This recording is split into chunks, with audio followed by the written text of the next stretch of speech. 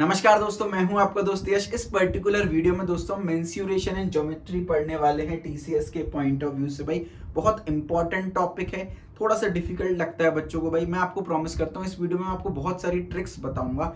Video skip मत करिएगा, last तक देखिएगा। भाई टीसीएस में जितने भी क्वेश्चन इस टॉपिक से आने वाले होंगे आप बहुत आराम से सॉल्व कर पाओगे, ये आपके यश भैया का प्रॉमिस है। भाई स्टार्ट करते हैं। देखिए भाई मैं क्या पैटर्न फॉलो करूंगा, मैं आपको टीसीएस के प्रीवियस ईयर क्वेश्चंस कराऊंगा और इन क्वेश्चंस की हेल्प से मैं आपको कॉन्सेप्ट बताता चलूंगा, ट्रिक बताता चलूंगा। भाई सर प्रीवियस ईयर क्वेश्चंस ही क्यों ले रहे हैं, क्योंकि भाई वो रिपीट होते हैं। 2015 में पूछा गया ये सवाल, 2018 में फिर से पूछ लिया, 2020 में फिर से पूछ लिया। भाई तो प्रीवियस ईयर से ही भाई काफी सारा पेपर उठ करके आ जाता है। क्या बोला है, which of the following statement is incorrect in regard to a circle. भाई एक सर्कल के अकॉर्डिंग इनमें से कौन सा स्टेटमेंट जो है वो इनकरेक्ट है। देखिए भाई ये क्वेश्चन ध्यान से पढ़िएगा। मेरे बहुत सारे बच्चे ना एकदम लॉजिक सही लगा के आए थे लेकिन क्वेश्चन गलत पढ़ लिया, करेक्ट स्टेटमेंट पढ़ लिया। भाई करेक्ट नहीं, आपसे गलत स्टेटमेंट पूछ रहा है। इनमें से कौन से स्टेटमेंट गलत है। भाई आपको 4 ऑप्शंस दे रखे हैं, 4 स्टेटमेंट दे रखे हैं। भाई पहला स्टेटमेंट क्या बोला, एवरी कॉर्ड इज सीकेंट।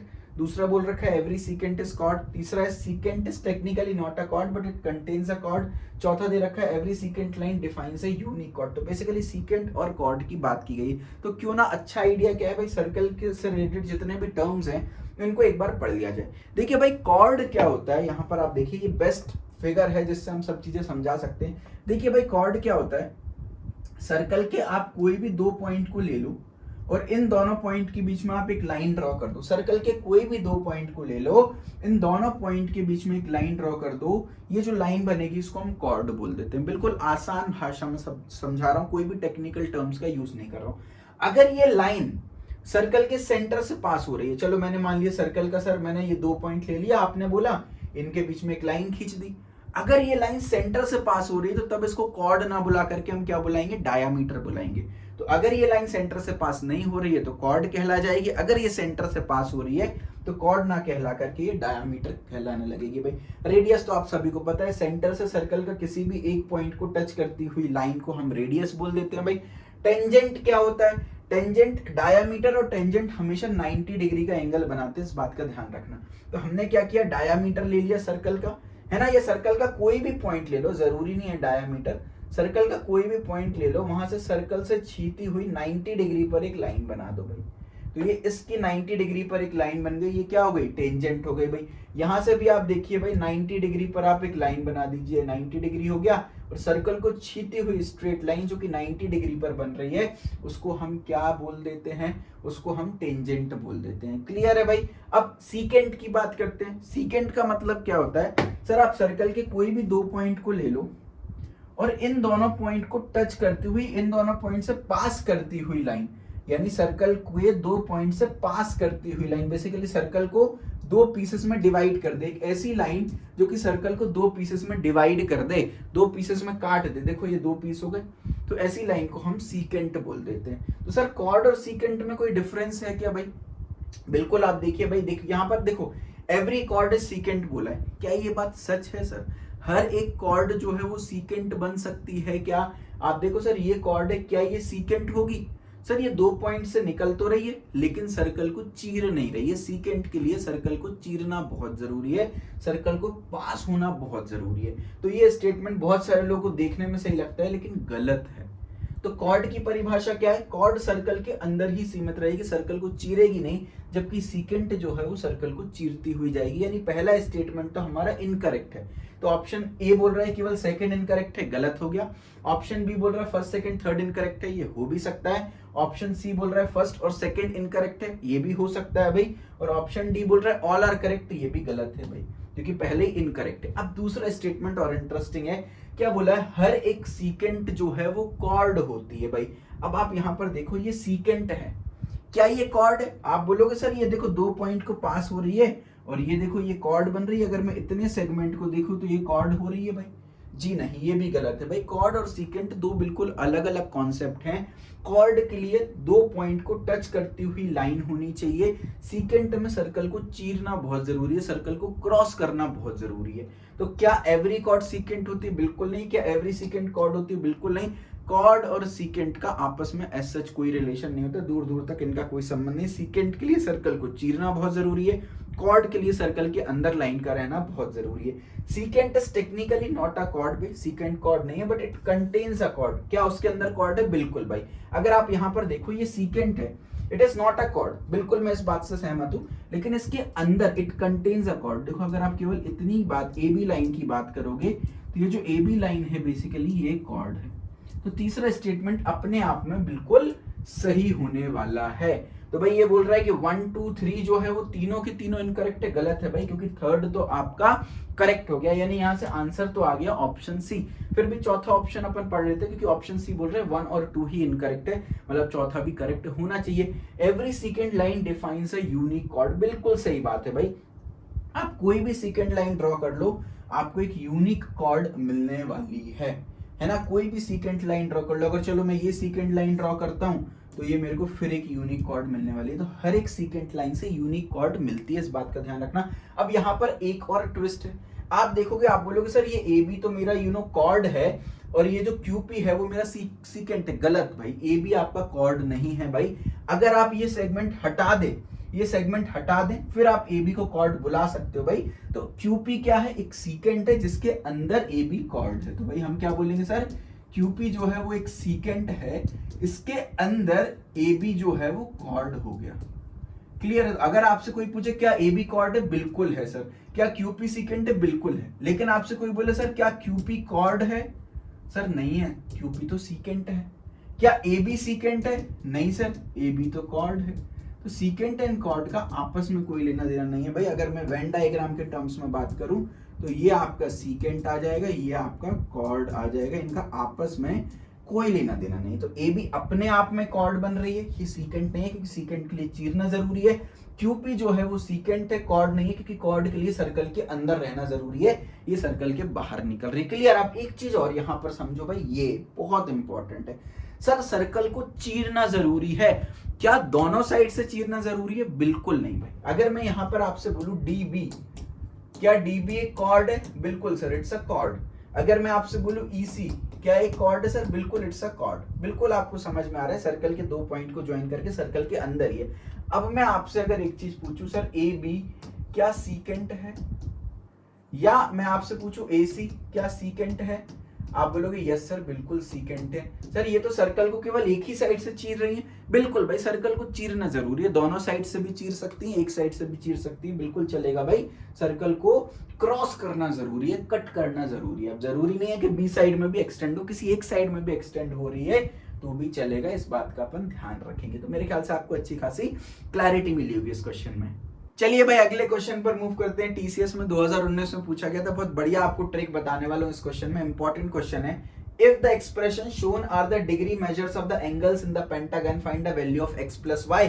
आपको एक पेंटागन दे रखा है भाई, पेंटागन के अंदर की पांचों डिग्रीज दे रखी हैं, आपको x प्लस y की वैल्यू निकालनी है। देखिए भाई, कोई भी फिगर हो, इंटीरियर एंगल्स का सम, इंटीरियर एंगल्स का सम कैसे निकालेंगे? कोई भी फिगर हो भाई, एक ट्रिक याद रख लेना, n-2 मल्टीप्लाइड बाय 180 डिग्री, ये इंटीरियर एंगल्स का सम आ जाता है सीधा सीधा भाई।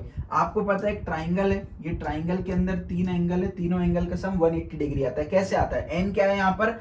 Number of sides. ट्राइंगल में 3 साइड होती हैं, तो 3 - 2 इंटू 180 करोगे तो भाई आपका यहाँ पे 180 आ जाएगा, है ना। अगर मैं आपको बात करूं स्क्वायर या किसी भी क्वाड्रिलेटरल की बात करें, क्वाड्रिलेटरल में आपको पता है इंटीरियर एंगल का सम 360 डिग्री होता है। कैसे होता है? क्वाड्रिलेटरल में साइड जो है वो 4 होती है, तो 4 - 2 इंटू 180 डिग्री, है ना। इसको आप सॉल्व कर लो, ये आ गया आपका 360 डिग्री। सिमिलरली पेंटागन में आपने पढ़ा होगा, सारी इंटीरियर एंगल का सम 540 डिग्री होता है। वो कैसे होता है? साइड्स 5 है तो 5 - 2 इंटू 180 डिग्री कर देंगे तो ये आ जाएगा 3 इंटू 180 डिग्री, यानी 540 डिग्री।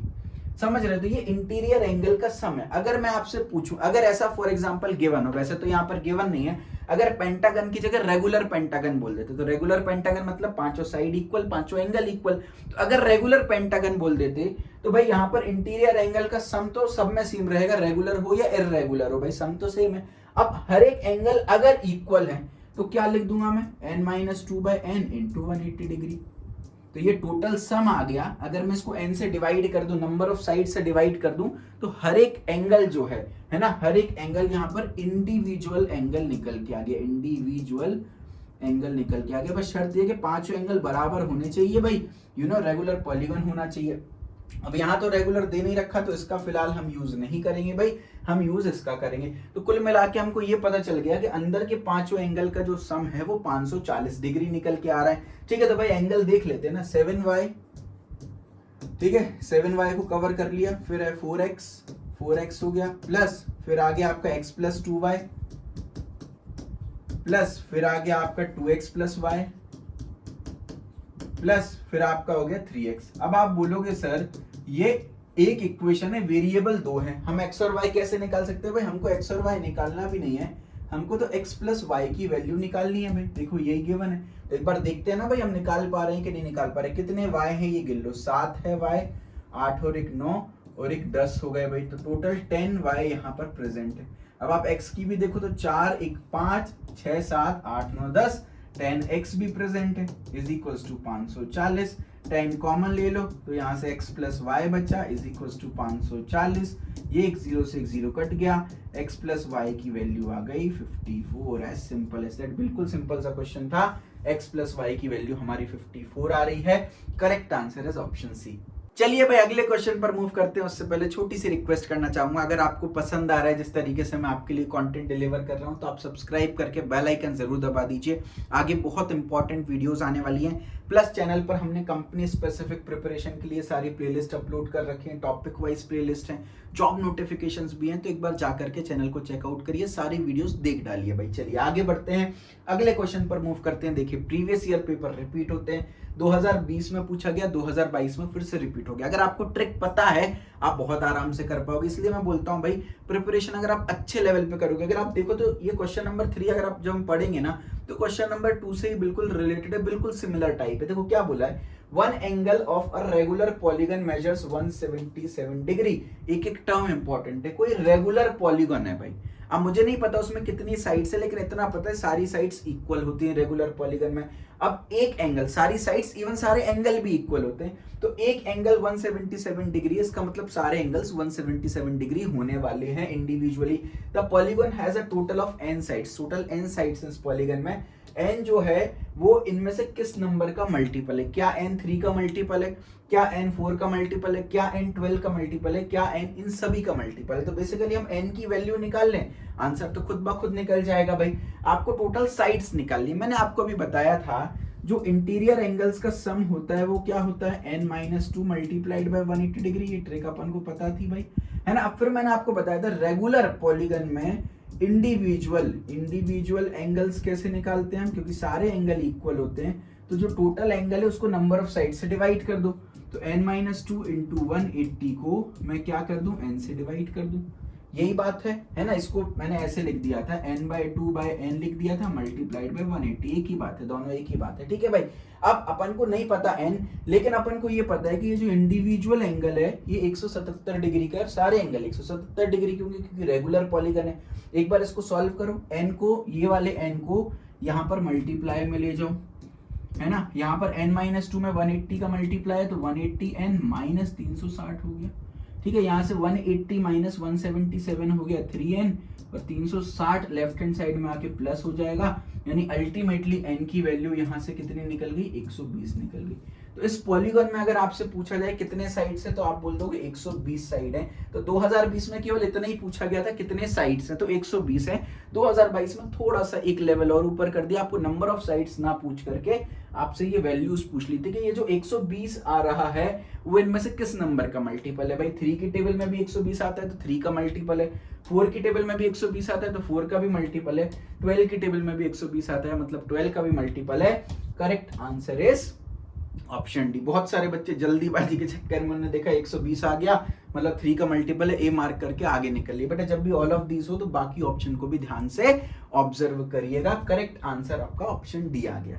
चलिए भाई अगले क्वेश्चन पर मूव करते हैं। भाई क्या बोला है, find the sum of measures of one interior and one exterior angle of a regular 940 gon. भाई टीसीएस में 2014 में पूछा, 5 साल बाद फिर से रिपीट कर दिया 2019 में। भाई आपको बोला एक रेगुलर 940 गन है। भाई देख के मत डरना, ये 940 गन क्या होता है। देखो भाई पेंटागन का मतलब क्या हो गया, 5 साइड, है ना। हेक्सागन का मतलब हो गया 6 साइड, है ना। नोनागन का मतलब होता है 9 साइड, ऑक्टागन का मतलब होता है 8 साइड, डेकागन का मतलब होता है 10 साइड। इसी तरीके से 940 का मतलब होता है जिसमें 940 साइड्स हो। रेगुलर है मतलब सारी साइड्स और सारे के सारे एंगल जो है वो बराबर होने वाले हैं। आपको बोला है इसका कोई भी एक इंटीरियर और कोई भी एक एक्सटीरियर एंगल ले लो, उसका आपको सम बताना है भाई। मैं तो बोलता हूँ चलो 940 गन छोड़ो, अपन तो एक काम करते हैं ट्राइंगल का देखते हैं भाई। ये अपना रेगुलर ट्राइंगल है ना, तो यानी तीनों के तीनों एंगल बराबर होंगे। मान लो ये एक्स और ये एक्स हो गए, ठीक है। ये इंटीरियर एंगल हो गया। एक्सटीरियर एंगल क्या होगा भाई, इसका ये और ये तीनों एक्सटीरियर एंगल हो गए, समझ रहे हैं। तो भाई अगर आप देखो ये स्ट्रेट लाइन है, स्ट्रेट लाइन हमेशा 180 डिग्री एंगल बनाता है, तो ये 180 माइनस एक्स हो गया, ये वाला, ये भी 180 माइनस एक्स हो गया, और ये वाला भी 180 माइनस एक्स हो गया। मैं बोलता हूँ कोई भी इंटीरियर एंगल पकड़ लो, चलो ये पकड़ लिया, और कोई भी एक्सटीरियर एंगल पकड़ लो, इसका आप सम कर दो, कितना आएगा, 180 डिग्री आएगा। किसी भी पॉलीगन की बात कर लो भाई, हमेशा एक इंटीरियर और एक एक्सटीरियर एंगल का सम 180 डिग्री आता है। शर्त केवल इतनी सी है सर, क्या है शर्त, कि रेगुलर होना चाहिए पॉलीगन। सर इर्रेगुलर के लिए चलो पहले अपन रेगुलर पर और स्टडी कर लेते हैं। फॉर एग्जांपल मैं ले लेता हूं एक ट्रेपीजियम या कोई भी एक, चलो ये क्वाड्रिलेटरल ले लिया, चलो मैंने मान लो ऐसा क्वाड्रिलेटरल ले लिया। अब इसके इंटीरियर एंगल हमने अगेन एक्स और एक्स मान लिए, ठीक है। अब एक्सटीरियर एंगल की बात कर रहे हैं भाई, तो इसके लिए इसको एक्सटीरियर एंगल मान सकते हैं भाई, है ना। इसके लिए इसको एक्सटीरियर एंगल मान सकते हैं, यहाँ इसको एक्सटीरियर और यहाँ इसको एक्सटीरियर मान सकते हैं। तो अगेन एक स्ट्रेट लाइन बन रही है, तो ये 180 माइनस एक्स हो जाएगा, है ना। ये सारे के सारे एक्सटीरियर अगर आप देखोगे कितने हो जाएंगे, 180 माइनस एक्स, क्योंकि सब में स्ट्रेट लाइन बन रही है, ये भी 180 माइनस एक्स हो जाएगा, और यहाँ से ये वाला एंगल भी 180 माइनस एक्स हो जाएगा। अब कोई भी इंटीरियर और कोई भी एक्सटीरियर पकड़ लो, अगेन सम निकाल लो, 180 डिग्री ही आ रहा है। तो यानी किसी भी इंटीरियर किसी भी एक्सटीरियर एंगल का सम रेगुलर पॉलीगन में 180 डिग्री आता है, फर्क नहीं पड़ता उसमें कितनी साइड्स हैं। अब एक चीज और देखो भाई, एक चीज और देखो, अगर मान लो इर्रेगुलर है, हालांकि पूछा नहीं गया, अगर इर्रेगुलर है तो क्या कॉन्सेप्ट बनेगा, आप ध्यान दो भाई, है ना। चलो ये इर्रेगुलर अपन ने मान लिया क्या, ट्राइंगल मान लिया फॉर एग्जांपल, इसका मेजर हमने मान लिया 50 डिग्री, ठीक है। इसका मेजर मान लिया हमने कितना, चलो इसका मेजर मान लिया हमने चलो 60 डिग्री, इसका मेजर मान लिया हमने चलो 70 डिग्री, है ना। सम 180 आना चाहिए, 180 आ रहा है। चलो इसके करस्पॉन्डिंग जो एक्सटीरियर एंगल बन रहा है वो 110 डिग्री का बनेगा, क्योंकि सम 180 होना चाहिए, स्ट्रेट लाइन है। ये एक्सटीरियर एंगल कितने का बनेगा भाई बताओ, 120 डिग्री का बनेगा, और ये एक्सटीरियर एंगल कितने का बनेगा, सॉरी 130 का बनना चाहिए, माफ कीजिएगा, 130 डिग्री का बनना चाहिए, है ना। और ये एक्सटीरियर एंगल कितने का बनेगा, 120 डिग्री का बनेगा। अब मैं तो कोई भी इंटीरियर और कोई भी एक्सटीरियर उठा लूं, चलो इसको और इसको उठा लिया, आप सम करो 50 प्लस 110, ये आप कर रहा है 160, यानी 180 के बराबर नहीं आ रहा। तो अगर कोई भी इंटीरियर कोई भी एक्सटीरियर लेना है, सम 180 बनाना है, तो फिर भैया रेगुलर होना जरूरी है, यानी अंदर के सारे एंगल्स को बराबर होना जरूरी है। लेकिन अगर मान लो रेगुलर नहीं, अंदर के सारे एंगल्स बराबर नहीं है, तो भी सम 180 आएगा, लेकिन किसी भी इंटीरियर किसी भी एक्सटीरियर को नहीं लेना, आपको करस्पॉन्डिंग इंटीरियर एक्सटीरियर को लेना है भाई। इस इंटीरियर के करस्पॉन्डिंग ये एक्सटीरियर हो गया, इस इंटीरियर की करस्पॉन्डिंग ये एक्सटीरियर हो गया, और इस इंटीरियर की करस्पॉन्डिंग ये एक्सटीरियर हो गया। अगर मैं करस्पॉन्डिंग इंटीरियर एक्सटीरियर को ले लूं तो सब मेरा 180 डिग्री निकल करके आता है। Getting my point. तो अगर दोबारा रिवाइज करते हैं, अगर रेगुलर पॉलीगन है तो कोई भी इंटीरियर कोई भी एक्सटीरियर ले लो, 180 डिग्री सम आएगा। अगर इर्रेगुलर पॉलीगन है तो करस्पॉन्डिंग इंटीरियर एक्सटीरियर लोगे तो सम 180 डिग्री आने वाला है। मेरे ख्याल से ट्रिक आपको समझ में आई होगी। करेक्ट आंसर आपका ऑप्शन सी है। चलिए भाई अगले क्वेश्चन पर मूव करते हैं। टीसीएस में 2018 में पूछा गया था, ये आपके लिए होमवर्क क्वेश्चन है, विद्यार्थी कर्तव्य है, कमेंट सेक्शन में आप आंसर दीजिएगा। लेकिन मैं इसकी आपको ट्रिक बता देता हूं। मैं क्या बोला है, find the radius of the circle inscribed in the triangle ABC having sides 10 centimetre 10 centimetre and 16 centimetre. तो बेसिकली क्या बोला है, एक ट्राइंगल के अंदर सर्कल इंस्क्राइब्ड है, आपको सर्कल का रेडियस बताना है। यानी एक ट्राइंगल दे रखा है, इस ट्राइंगल के अंदर ये सर्कल इंस्क्राइब्ड है, आपको इस सर्कल का रेडियस बताना है भाई। तो बेसिकली इस ट्राइंगल की एक साइड 10 है, एक साइड 10 है, तीसरी साइड 16 है। अगर देखें तो एक आइसोसेलेस ट्राइंगल बन रहा है, आपको इसके अंदर जो सर्कल इंस्क्राइब्ड यानी तीनों साइड्स को टच करते हुए जो सर्कल है इसको बोलते हैं सर्कल इंस्क्राइब्ड, यानी इसको इन सर्कल भी बोला जाता है। इसकी रेडियस निकालनी है और इन सर्कल की रेडियस को हम इन रेडियस भी बोल देते हैं। इन रेडियस का ट्रिक क्या होता है भाई, inradius is equal to nothing but area of triangle divided by semi perimeter of triangle. ठीक है, आपको ट्राइंगल का एरिया निकालना है, उसके सेमी पैरामीटर से डिवाइड कर देना है, अंदर जो सर्कल इंस्क्राइब्ड है उसकी रेडियस, जिसको इन रेडियस भी बोला जाता है, निकल जाएगी। भाई कमाल की ट्रिक है। अब सेमी पैरामीटर के लिए तो सर ये तीनों साइड्स दे रखी हैं, इनका सम कर देना तो पैरामीटर निकल जाएगा। पैरामीटर का आधा जो है वो सेमी पैरामीटर होता है, तो सेमी पैरामीटर तो हमने निकाल लिया।